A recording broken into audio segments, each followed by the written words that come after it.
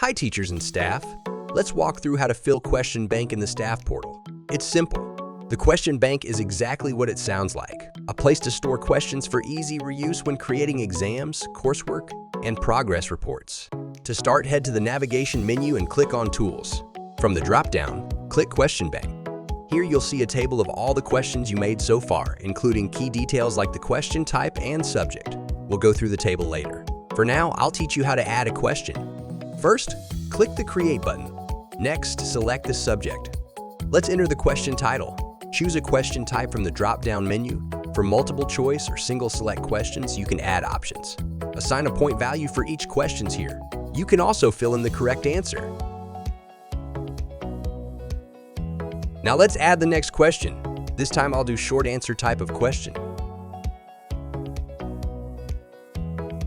Once you've completed all field, click Save and Complete.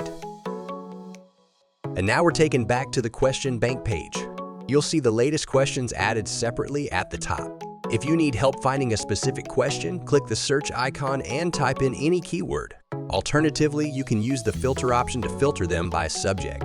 The active toggle allows you to enable or disable questions. When deactivated, it won't appear in the question bank during exams, coursework, or progress report creation. The Actions column lets you edit or delete existing questions. Now that your questions are ready, you can use them seamlessly across exams, coursework, and progress reports. I'll show you how they're done in the next video. See you there. Simple, right? I hope this helped.